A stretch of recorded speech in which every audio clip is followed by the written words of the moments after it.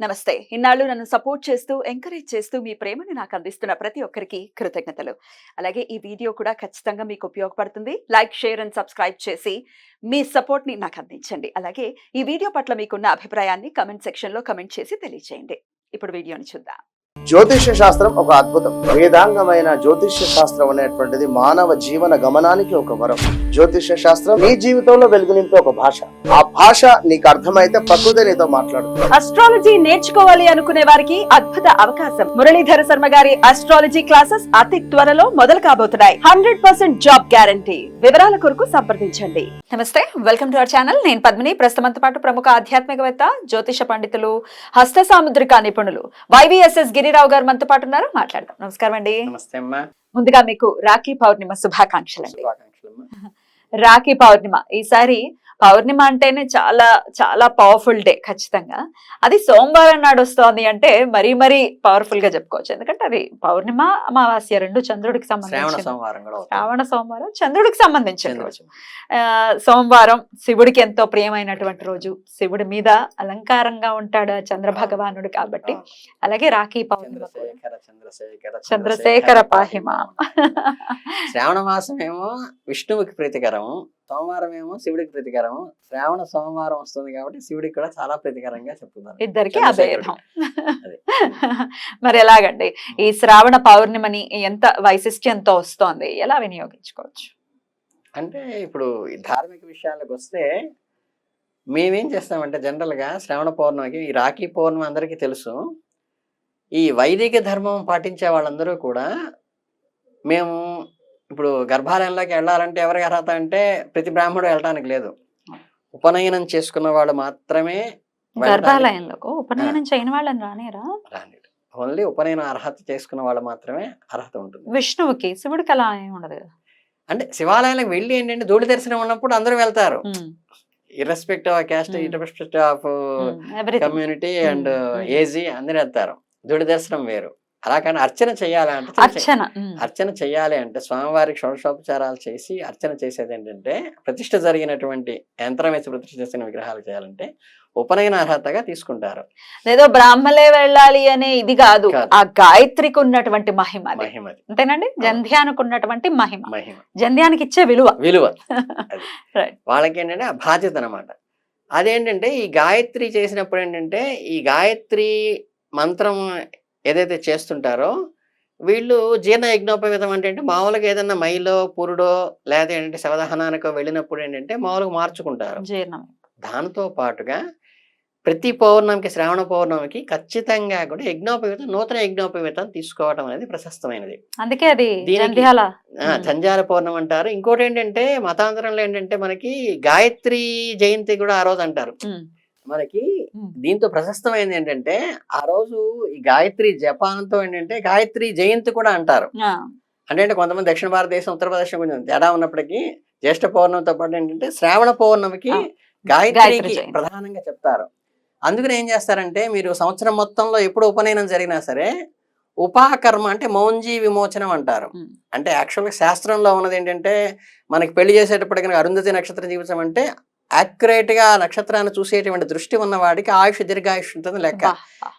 అది తీసేసి ఇప్పుడు ఏంటంటే పగలైనా మధ్యాహ్నం అయినా సరే అది కూడా అక్కడ చూపించేసి ఫోటో తీయించుకోవడం అలవాటు అయిపోయింది. ఫోజుకి పరిమితం అయిపోయింది. అట్లాగేంటంటే అట్లాగే అరుంధతి నక్షత్రం చూసినట్టు ఆవిడ చాలా పతివ్రత అనమాట. ఉన్న వాళ్ళలో చాలా గొప్ప ఆవిడ. ఆవిడకి ఆ లక్షణాలు ప్రాతస్మరుడైన ప్రహ్లాద నారద పర శరపుండరేకం తలుచుకొని ఉదయాన్ని తలుచుకోమంటే అంటే వాళ్ళందరి స్టోరీస్ ఒకసారి రికలెక్ట్ అయితే నీకు లోపల తాదాత్మ్యత వస్తుంది. అలా అరుంధతికి నమస్కారం చేసుకుంటే ఆవిడ చరిత్ర తెలుసుకుని అలా నేను జీవించాలని పెళ్లి కూతురు ఆశిస్తుందనే ఉద్దేశంతో అక్కడ అవి పోతున్నాయి. అలాగే మౌంజీ అంటే యాక్చువల్గా ఏంటంటే మన జింక చర్మం వేసుకుని దీక్షగా ఉండి, అంటే ఇప్పుడు ఉపనయనం అవ్వంగానే తల్లిదండ్రుల దగ్గర నుంచి వచ్చేస్తారు 5వ ఏడు. మనకి మోడర్న్ ఎడ్యుకేషన్ లో స్కూల్లో పడేస్తున్నాం, ఇప్పుడు నర్సరీలో కూడా పడేస్తున్నారు, అది వేరే విషయం. ఈ 5వ ఏడు ఏంటంటే ఆ 5వ ఏడు రాగానే ఏంటంటే తీసుకొచ్చి గురువు దగ్గర అప్పచెప్పేవాడు. అప్పుడు ఆయన జపం చేస్తూ దాన్ని ఆ జింక చర్మంలో కుట్టిన వాల్మీకం ఆయనకి ఎలా ఏర్పడుతుందో అలా జింక చర్మంలో ఉండి చేసుకోవాలని. ఇప్పుడు జింక చర్మం ఏంటంటే చిన్న ముక్క ఒకటి తీసేస్తే ఆ ధన్యానికి ఒక పక్కన మూడేసేసి అలాడేస్తున్నారు, ఆ జింక చర్మం తీస్తారు. కానీ దీక్ష విరమణ అనమాట అది. అప్పటిదాకా దాని మీద కూర్చుని ఆయన జపం చేస్తూ ఇంక మిగతా ప్రాపంచిక కార్యక్రమంలో పాల్గొనరు. తర్వాత నుంచి ప్రాపంచంలో ఏంటంటే గురుపత్నికి కానీ గురువు గారికి కానీ ఇవి సమిధలు తీసుకురావటం, వెళ్ళటము, చేయటము ఇవన్నీ తర్వాత లౌకికమైన బాధ్యతలు అప్పచెబుతారు. అప్పటిదాకా ఏంటంటే ఓన్లీ దీక్ష జపం చేస్తూ దీక్ష చేసుకోవాలి గాయత్రి సిద్ధి అయ్యే వరకు. అది ఆ రోజు మౌనజీవి విమోచనం కూడా ఆ రోజు చేస్తుంటారు. అంటే యజ్ఞోపయుక్త మార్చుకోవటం ఒకటిను, ఏదైనా ఉపనయనం చేసుకున్న వాళ్ళు మౌనజీవి విమోచనం అనేది ఖచ్చితంగా శ్రవణ పౌర్ణమి చేస్తారు. అది ఈ వైదిక ధర్మంలో ఉన్నటువంటి ఆచారం. ఇకపోతే ప్రధానమైన ప్రశస్తం ఏంటంటే శ్రావణ పౌర్ణమికి రమాసహిత సత్యనారాయణ స్వామి వ్రతం చాలా చాలా చాలా ప్రశస్తమైంది, చాలా చక్కగా చేసుకుంటారు. ఈసారి లక్కీగా ఏమైందంటే ఈ శ్రావణ పౌర్ణమి వచ్చేసేసి శ్రావణ సోమవారం అయింది. శివయ్యకి కూడా చాలా ప్రీతికరమైంది. మీరు చక్కగా ఆ రోజు కనుక మీరు సత్యనారాయణ స్వామి వ్రతం చేసుకునేట్టయితే సత్యనారాయణ స్వామి వ్రతం, లేదంటే మీకు ఏకాదశి రుద్రం చేసే ఓపిక లేకపోయినా పంతులు గారిని ఏకరుద్రం చేయండి అంటే లఘున్యాసం, మహాన్యాసం ఏకాదశి రుద్రాభిషేకం కాకుండా లఘున్యాసంతో అంతా కలిపితే 1 hour 1.5 hours అయిపోతుంది. చక్కగా ఇంటికి బ్రాహ్మణ్ణి పిలుచుకుని ఆ రోజు రుద్రాభిషేకం కనుక ఇంట్లో చేయించుకుంటే చాలా బ్రహ్మాండంగా కలిసి వస్తుంది. సౌభాగ్యకారకుడు ఆయన కూడా. బ్యూటిఫుల్. ఇక రాఖీ పౌర్ణిమ కూడా కాబట్టి ఈ రాఖీ కట్టే సమయం విషయం గురించి కూడా ఒకసారి చెప్పండి. అంటే రాఖీ పౌర్ణమి ఏంటంటే మనకి విష్టి అని ఇప్పుడు తిది వార నక్షత్ర యోగ కరణాలు అంటారు. పంచాంగములు అంటే పంచాంగములు ఇవి తిది వారము యోగము కరణం అంట. ఈ కరణాన్ని ఎక్కువ చాలా మంది పాటించారు, కానీ విష్టి కరణం అనేది ఉంది మధ్యాహ్నం 1 గంట దాకా. భద్రకరణం విష్టే భద్రం. తర్వాత భవకరణం వస్తుంది కాబట్టి మీరు మధ్యాహ్నం 1 గంట తరువాత కనుక 1:30 తర్వాత కడితే మనకి మంచిది. 1:30 తర్వాత మాత్రమే రాఖీ కట్టాలి, తమ్ముళ్ళకి గాని అన్నయ్యలకు గాని మంచిదని చెప్పి ముందు కట్టద్దు. ఇంకో ఏంటంటే మన భగిని హస్త భోజనం లాగా చక్కగా వాళ్ళ ఇంటికి వెళ్ళి చెల్లెలింటికి ఈయన గాని చెల్లి ఈయనింటికి గాని వచ్చి శుభ్రంగా చక్కగా అప్పా తమ్ముళ్ళు ఒక చోట భోజనం చేసుకుని ఆ రోజు భోజనం అయిన తర్వాత మనం ఏదైనా బట్టలు పెట్టేటప్పుడు కూడా భోజనం చేసిన తర్వాత బట్టలు పెడతాం కదా, ఆ తర్వాత భోజనం అయిన తర్వాత ఒకరికొళ్ళు పసుపు కుంకాలు పెట్టించుకుని అప్పుడు కడితే అది చాలా ప్రశస్తం కింద అవుతుంది అనమాట. కనుక ఏంటంటే ఈ భగిని హస్త భోజనంతో పాటు రాఖీ పౌర్ణమి కూడా మీరు చక్కగా ఏంటంటే అప్పా చెల్లెళ్ళు ఉంటే ఏదో మీరు వాట్సాప్ లో పంపించడం పోస్ట్ లో వేయటం కాకుండా ఒక 2-3 గంటల జర్నీ ఉంటే శుభ్రంగా వెళ్ళి, ఇప్పుడు మేనమామ బాధ్యత అనేది ఏంటంటే ఆడపిల్లలకి పుట్టినప్పటి నుంచి మనకి ఆడపిల్లలకి అయితే మామూలుగా బొట్టనెత్తికి వస్తారు. అలా కాకుండా మన ఇంటి ఆడపడుచుకి పిల్లలు పుడితే వాళ్ళకి అక్షరాభ్యాసం కానీ అన్నప్రాసన కానీ బారసాల కానీ నామకరణం కానీ చెవులు కుట్టించడం కానీ ప్రతిదీ మేనమా ఒళ్ళో కూర్చోబెట్టుకుని చెయ్యాలి. అది అనుబంధం. ఆడపిల్లకి రక్షకుడు ఎవరయ్యా అంటే కన్యాదానంతో ఆయన బాధ్యత అయిపోయింది. తండ్రి గారి బాధ్యత. 2 పురుళ్ళు పోస్తాడు, అయిపోయింది ఆయన బాధ్యత అంతే. మిగతాది మొత్తం మేనమామదే. మొత్తం ఏంటంటే ఆ అమ్మాయికి అనుబంధం ఈ దీంట్లో సాంప్రదాయంలో అలా పెనవేసుకుని ఉన్నదనమాట. ఆ బాండ్ ని మనం ఖచ్చితంగా మెయింటైన్ చేయాలి కదండి. ఎట్లాంటి ఈక్వేషన్స్ ఉన్నావన్నీ పక్కన పెట్టేసారు. ఆయన అందరూ జరుపుకునేదే, కానీ ఏమైనా చిన్న చిన్న మనస్పర్ధలు ఉన్నా అట్లీస్ట్ ఈ పండక్కి మాత్రం, ఎందుకంటే రక్షాబంధన్ ఇస్తుంది. నీకు నేను అండగా ఉన్నాను, నాకు కష్టం వచ్చినా సుఖం వచ్చినా నీతో ఉంటాను, నువ్వు నాకు అండగా ఉంటావు అనేది ఆ ఆనందములు అప్పచెల్లెడు మధ్య బాండింగ్ అనమాట. అది దాన్నిగా చేసుకోవడం, ఫ్యాషన్ గా చేసుకోవటం, రకరకాలు పెట్టడం.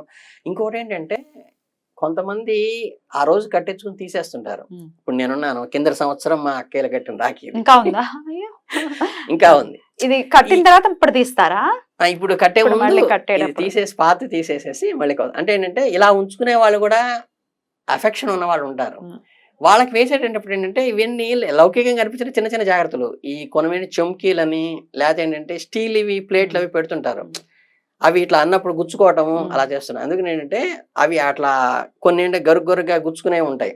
అవి కాకుండా స్మూత్ గా చక్కటి దారం తీసుకొని, అసలు ఏమీ లేకపోతే నన్ను అడిగితే ఏంటంటే చక్కగా పసుపు దారం తీసుకుని దానితో కూడా కట్టుకోవచ్చు తప్పితే ఈ డెకరేషన్లు ఏంటంటే వెంటనే పోయేవి గుచ్చుకునేవి పెయిన్ వచ్చేవి కాకుండా ఏంటంటే అవి స్మూత్ గా రౌండ్ షేప్, మన పసిపిల్లలకి ఇచ్చేటప్పుడు కూడా బొమ్మలు కోసుగా గుచ్చుకునేవి కాకుండా ఇప్పుడు దానికి ప్రత్యేకంగా చేస్తారు, అంటే షేప్ బాగుండేట్టుగా. అలాంటివి జాగ్రత్త తీసుకోండి. చక్కగా వాళ్ళ ఇంటికి మీరు ఇంటికి వాళ్ళ ఇంటికి వెళ్ళి భోజనం చేసుకుని భోజనానంతరం చక్కగా కబుర్లు చెప్పుకుంటూ చక్కగా మన పసుపు కుంకాలు పెట్టించుకుని చక్కగా కట్టి అక్షింతలు వేసుకుని ఆశీస్సులు తీసుకోండి. హైగ్రీవ అది జయంతిగా కూడా ఆ రోజు జరుపుకునేటటువంటి రోజు. ఆ రోజు కూడా హైగ్రీవ జయంతి. ఇది అసలు చాలా ఒకటి రెండు ఏంటంటే, కాదు అసలు. ఆ రోజు అన్ని పర్వదినాలు ఏంటంటే హైగ్రీవ జయంతి. ఇప్పుడు మనకి ఏదైనా సరే మేధస్సు అంటారు కదా, మన మేధస్సు బాగా పెరగటానికి కోసం ఏంటంటే సరస్వతి చదువులకి తల్లి అన్నారు. ఈయన మేధస్సుకి అంటే ఇంటలెక్చువల్ నాలెడ్జ్ కి కారణం. ఆయనకి మీరు ఒక చిన్న శ్లోకం ఉంది, మీ పిల్లల చేత పారాయణ చేయిస్తే గనక, జ్ఞానానందమయం దేవం నిర్మల స్ఫటికాకృతిం ఆధారం సర్వ విద్యానాం హయగ్రీవముపాస్మహే. మీరు ఈ శ్లోకం కనుక విద్యార్థులైన వాళ్ళ చేత కనుక పారాయణ చేస్తే ప్రతిరోజు వీలైతే ఇంకా 108 సార్లు కనుక చేయిస్తే ఏంటంటే చాలా మంచి మేధస్సు వచ్చి మంచి ఇంటలెక్చువల్ గా తయారయ్యి సమాజానికి ఉపయోగపడే బిడ్డగా తయారవుతాడు బిడ్డ. అందుకని ఏంటంటే ఈ శ్లోకాన్ని మాత్రం మిస్ చేసుకోకుండా ఒకసారి రిపీట్ చేసుకునే సరే వీడియో చూసి చక్కగా 4 చరణాలు మీకు ఇంక్లూడింగ్ మీకు వెళ్ళినప్పుడు కూడా మనకి సారా తిరుపతి వెళ్ళేటప్పుడు ఉంటుంది కదా కళహస్తిలో కూడా ప్రత్యేకంగా హయగ్రీవ రూపం అక్కడ ఉండి అక్కడ అర్చన చేసుకున్న తర్వాత మళ్ళీ లోపలికి వెళ్తాను అనమాట. చాలా ఇది హయగ్రీవమూర్తి మాత్రం అంటే మనకి గుర్రం తలకాయలో ఉండి మానవ శరీరంతో ఉంటుంది హయగ్రీవమూర్తి అంటారు అనమాట. అది విద్యలకి మేధస్సుకి ప్రత్యేకంగా మేధస్సుకి మేధా సంపత్తికి బాగా ప్రశస్తమైనటువంటిది. కాబట్టి ఈ శ్లోకాన్ని మాత్రం విద్యార్థులైన వాళ్ళందరూ కూడా ఇంకా గట్టిగా మాడితే నా ఏజ్ వాళ్ళు కూడా మేమంటారు చాలా చాలా వైభోగవంతమైనటువంటి రోజు, అందులో ఎటువంటి సందేహం లేదు. మరి ఈ రోజున ప్రతి ఒక్కరూ కూడా వినియోగించుకోవాలని మనస్ఫూర్తిగా కోరుకుంటూ మరొక్కసారి మీకు రాఖీ పౌర్ణిమ శుభాకాంక్షలు. చాలా సంతోషం, కృతజ్ఞతలు.